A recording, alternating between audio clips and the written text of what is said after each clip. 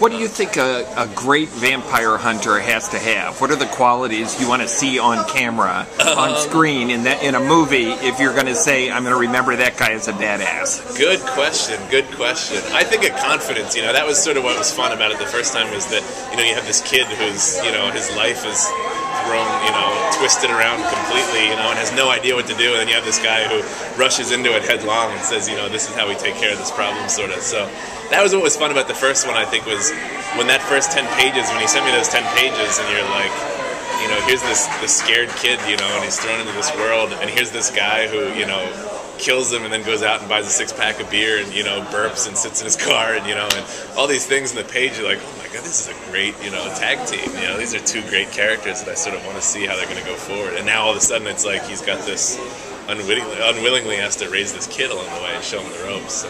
And for the kid, you picked this young actor named Connor Paolo. Yeah. And he turns out to be somebody on Gossip Girl. Yes. Obviously, I don't know who he is. I heard Gossip you were Girl resistant to this because you didn't want a pretty boy TV actor. Yeah, definitely. And also, I think there was something about the character that, like, he felt like a kid that I had grown up with. And whenever I said, can I see examples of Connor? They'd send clips of Gossip Girl, and I'd say, like, no, I grew up in the farms of, rural Pennsylvania. What does he play in Gossip Girl that you were seeing? He plays Blake Lively's little brother. And in the first season he comes out, he's gay, but he's got, like, bleach blonde hair, and he's very confident, and he sits in scenes with adults, and he tells adults the way it is, And here I'm looking at the script with it. Originally he was, like, 14 years old, when he's scared of his own shadow, and I'm going, like, this kid has just nothing but confidence, and in real life he has nothing but confidence, and so I was sort of shaken, and then I'd say, send me, I looked at Snow Angels, which he's in, I love David Gordon Green. I thought, okay, this guy cast him, he's got to be good, and I went and watched that, and then he plays like a really cocky, pothead guy. Like, no, I just want to see this kid, I want this to be someone you just want to hold and tell him everything's going to be okay, and some vulnerability. Some vulnerability, yeah. That's what I sort of was missing from all these different things, and then. But then, he understood the character, and at some point the casting director, I think, had a great line. It was just, even if you're not seeing it right there, you have to know that if someone's pushing for it, and if they're this talented, that you will get there with it. And it was totally true, instantly he came down and we had dinner. The first we cast him, and Nick and I, we came down, had dinner, sat there for a couple hours, talked about the character, talked about the role, and you realize that he, in a lot of ways, understood it in a way that was even much further along. His understanding of the project and the character was much more evolved than even our own. And so it really became like a little triangle of, constantly sort of shaping this character and the relationship and the idea that it was almost like a puppy following a large dog, and coming up with these different analogies of the way things would work. And I look at it now and I see the way that he evolves, the way his performance evolves in the movie, and you hold up a shot at the beginning to a shot of him at the end, and it's almost like he has aged 3 years, it's really amazing. And I at first was saying, like, no, let's get a really scared, vulnerable kid, pluck him out of the middle of rural Pennsylvania, throw him into a movie, and, forget getting an actor. And you realize, like, no, this is why you have actors, because they understand this. And one of my favorite bits was there was a time on, like, the third day of shooting where we shot a scene with them, and then we were shooting another scene where they weren't in, and I had headphones on, and I could hear them on their wireless mic outside at the craft service table, and they were talking about the next scene. And the next scene was a very quick scene. It's the doctor's office scene in town, and it's a very quick scene, and I knew the visual that I liked about the scene, so I sort of knew how I was going to shoot it. But then I heard them talking about it, and Connor saying, this is all about a scene of, like, you might leave me, and this is me realizing that I found a new father in a way. My new father might leave me, and it was all these things that I hadn't, I don't come at stories that way, and hearing that, and then hearing Nick talking, and I was watching the scene, the other scene on the monitor, and calling it, and then as soon as I cut it right outside, I'm like, and they're like, we got an idea. I'm like, I heard you, perfectly, let's go. And you realize that's what happens when you have actors that understand things, you can sort of build on that. And Kelly McGillis, another surprise for the movie. She hadn't acted in 10 years or something. Yeah. So first of all, was it your producer that got her on there? It was our casting director, Signa McGill. It was a really tough part to cast, and we had a lot of... She's a nun who gets raped. Yes, and the first scene, she comes running out of the woods, and in the script, I think she had a shaved head and covered blood, and so I think, you send this, and a lot of actresses, in their 40s or 50s, look at that, I'm sure, and say, like, and you want to book me for, so we broke the shoot into segments, we shot in August, and we took off for 3 months and came back in November, so we were basically asking everyone for their fall and their winter.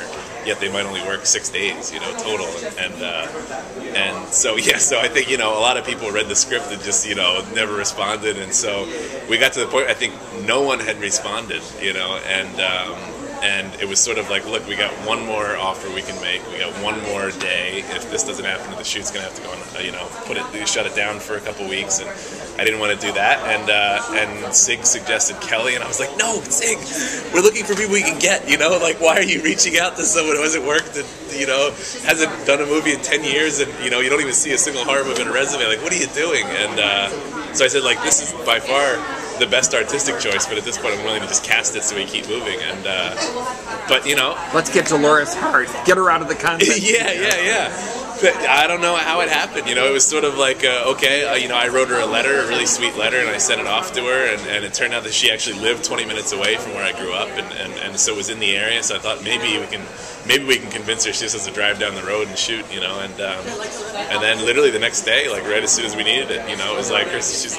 all signed up, she's on board, and when she came, I said, you know, I hope you liked the letter I wrote you. And she said, what letter? I didn't get a letter, you know. And so I still don't know why she said yes. Yeah, but I think, you know, she got there, and it was really interesting because the first day was some sort of action stuff, and I think she was kind of into it, but she was still kind of like, what kind of movie am I making? What kind of guys are these? And then the second day was the scene with Michael Service, you know, giving a sermon, and Nick was tied up, and there was like I think there was an authenticity to the scene, and even the extras were really into the scene. And I remember looking at her at some point, and she just had tears in her eyes and thinking, like, these are, you know, she's not just coming to say, like, I'm going to do this horror movie, I'll do what I need to do and go my way. You can tell that she thought, like, oh, this is like a team of people that care about what they're doing and are interested in. So it was a great experience. So when you go from Stakeland, do we think we're going to see Stakeland 2?